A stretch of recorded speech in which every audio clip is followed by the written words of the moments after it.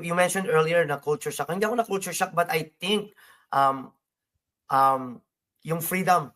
Anong ibig ko sabihin? Sa atin, high school ka, like very strict. You have to go to school. You Oo, have to, totoo. right?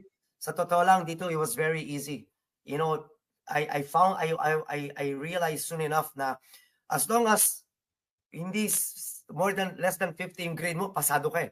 Oo. You can get 60, pasado ka pa rin. Pasado pa Right? rin, oo. Yes. And then you can cut class kahit na high school ka. Yun yung mga, parang sa akin, parang galing ako sa Colegio San Agustin, which is a Catholic private school. Very strict, very, attendance-wise, hindi ka makapag-cutting and this and that.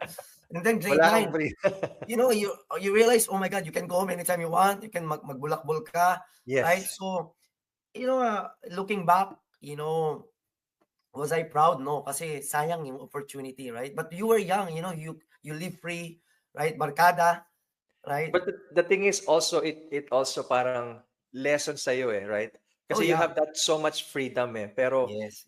when you follow, kasi iba yung sa atin na, everything is laid out for you, right?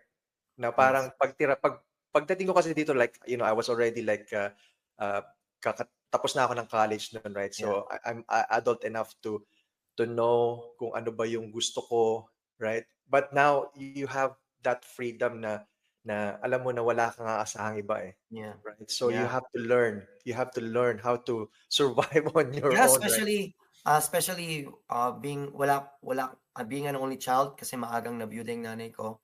And my mom was like doing 2 jobs just like everybody else, right? Yes. So walang guidance sa totoo Walang lang, guidance, yes. guidance, and the more no guidance, then obviously the freedom is there, right?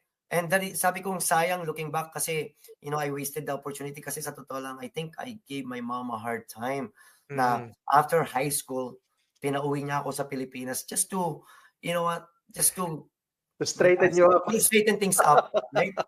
So sa Pilipinas ako nag-university actually. I was there for 4 years. Yes. Right. Then I came back again. And wala namang naging challenge sa'yo. I guess because you've been to both countries na din, right? So I mean, transitioning back sa kolehiyo sa atin, I guess hindi ka ba It was really easy because it's easy. Yeah, it was easy, and it was a lot more fun kasi alam mo yung typical na may mga tao na di pagdating ng kolehiyo, right? They take things seriously, right? Yes. Ako kasi alam ko sa sarili ko na I'm gonna go back eventually to Canada. Canada, so I wasn't really taking my studies seriously, right? Oh, so, it was a lot of fun, right? But then when I came back here, parang I have to go back to square one. Anong ibig ko sabihin? Study again, you go back to school, right?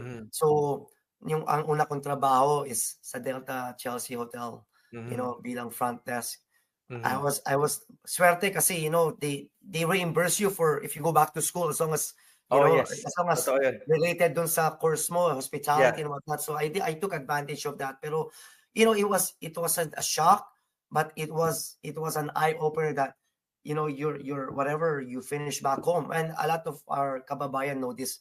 It's never good enough. You eventually, your mindset needs to be like prepared na you have to go back to school. You have to relearn, retool, upgrade, whatever word that you want to use. You have to everything, right? You have to. Dahil hinahanapan kanila ng Canadian experience. What is Canadian experience, right? How can you get a Canadian experience? They don't hire you. Give you a chance, right? To work, right? Totoo yun. So that's why may mga kaibigan tayo or mga kababayan tayo na sometimes you hear yung story nila na, they started from the bottom. And you know what? That's the reality. You have to start from the bottom unless talaga na you are well qualified talaga na, you have connections and bilib ako sa mga taong sumusubok sa totoo lang. Kasi unang-una mahirap lunukin yung pride, profession ko sa Pilipinas is like this, and you come back here. Totoo. Kung ano man yung trabaho mo, right? General labor, nagja-janitor, who cares, right? It doesn't really matter. Kasi yung nga sinabi mo, the pride is one of the hardest thing na iswallow, right? Yes. Although may mga kababayan pa rin tayong medyo may angal, pero you know what, at the end of the day, when you come hindi here, talaga mawawala dapat ready ka na yung mindset mo, right? Yung Totoo. the shift of mindset, dapat ready ka na sa haharapin mo rito. Totoo. And what I found na admirable dito sa Canada is there is pride in your work, right? Oh, yeah. It really doesn't matter, you know. Yun yung attitude na natutunan ko dito is like, who cares, right? Who If I'm cares? Who starting cares? here, who cares? Like, I'm feeding Yes. my family, you know, Yes. I'm striving hard to reach yung Yes. goal ko.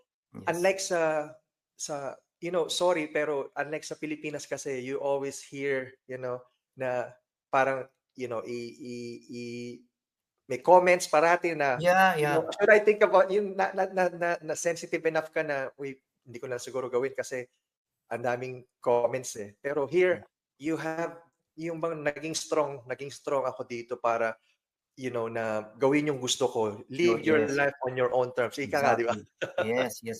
And you know, just to add to that, dapat din, you know, you know, we're part of a lot of Filipino groups sa Facebook, right? Because you know, Totoo. profession natin to, right? Totoo.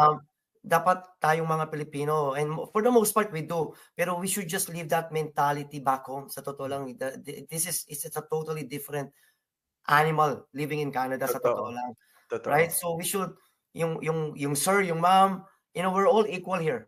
Right? Ito, parati ko sinasabi sa bro, when we go for coffee, right? Like, you know, kung mayaman tayo sa Pilipinas, why will we even be here? That's true. You know, maganda yung buhay natin sa Pilipinas, why will we even be here? I think kung dumating ako sa punto na napakaganda ng buhay ko, I don't think I'll be here. Sa totoo lang, That's I'd true. rather maghirap ako sa Pilipinas na kahit pa paano, masaya pa rin eh. That's Right? true. Yeah. Pero when we come to another country, when we migrate, we should leave whatever we risk back home kasi it's a different country altogether. Totoo. Right? And sometimes what helps for me kasi, sometimes, you know, when you know, pressure from work, family, right? So I'm sure yung mga kababayan din natin, it's the same, you know, na pinagdadaanan sa kanilang journey dito. What helps for me is, you know, I go out of, you know, just travel around, and it helps me broaden yung appreciation din sa Canada and what Canada has to offer. Yes, Like, yes. you know, pag pumunta ka dito, parang just leave behind everything Yes. na ano, you keep some, you know, yung memories, yung teachings, Yeah. yung values, pero nasa bagong country ka na, right? You adapt to You it. Kasi adapt. Yes. yun yung parang napapansin ko din dun sa mga, you know, no offense meant dun sa mga Yeah. bago. Like, you know, you bring all these things here, parang hindi ka na makapag-adapt eh. Puno ka na eh, right? Yeah. Meron ka ng standard eh. Yeah. Pero unlike kung you come here clean, fresh, na you're willing to adapt and immerse With an yourself in open sa mind, culture. Yes, it enriches yung culture natin as a Filipino, and at the same time yung sa Canadian, right? Yes, yes. Totoo yan. Values. Totoo yan. Good point. Now,